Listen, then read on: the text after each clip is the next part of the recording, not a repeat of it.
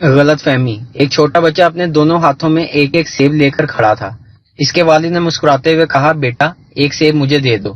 اتنا سنتے ہی بچے نے ایک سیب کو اپنے دانتوں سے کاٹ لیا۔ اس سے پہلے کہ اس کے والد اسے کہہ پاتے، اس بچے نے دوسرے سیب کو بھی اپنے دانتوں سے کاٹ لیا۔ اپنے بیٹے کی اس حرکت پر والد دھک سے رہ گئے اور ان کے چہرے سے مسکراہٹ غائب ہو گئی۔ تبھی بیٹے نے اپنے ننھے ہاتھ کو آگے بڑھاتے ہوئے کہا، ابو یہ لیں، یہ زیادہ میٹھا ہے۔ ہم کبھی بھی پوری بات اور معاملات کو سمجھنے کی کوشش نہیں کرتے اور غلط فہمیوں کا شکار ہو جاتے ہیں، جیسے کہ آپ۔ شرارتی کاکا، ابو یہ پالیٹکس کیا ہوتی ہے؟ ابو، تمہاری ماں گھر چلاتی ہے، اسے حکومت مان لو۔ میں کماتا ہوں، مجھے وزیر مان لو۔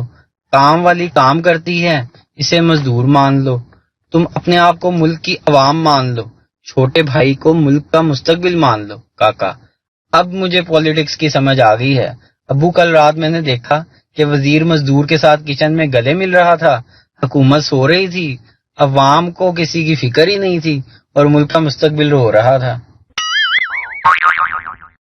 لڑکے نے 10 لڑکیوں کو ایک قطار میں کھڑا کیا اور اپنی ماں سے کہا، ان میں سے ایک لڑکی مجھے بہت پسند ہے، وہی آپ کی بہو بنے گی۔ بوجھیں تو کون سی ہے ان 10 لڑکیوں میں سے؟ اماں نے بغور سب کو دیکھ کر ایک لڑکی کی طرف اشارہ کیا کہ یہ لڑکی تمہاری پسند کی ہے اور تم اسی سے شادی کرنے کا سوچ رہے ہو۔ لڑکا انتہائی حیرت سے بولا، جی بالکل۔ ماں بولی، کیونکہ ان سب میں سے صرف یہی لڑکی مجھے زہر لگ رہی ہے۔ اگر آپ کو یہ ویڈیو پسند آئے تو سبسکرائب کیجئے، لائک کیجئے اور شیئر کیجئے چینل NTV اردو۔ ویڈیو دیکھنے کا شکریہ۔ اللہ حافظ۔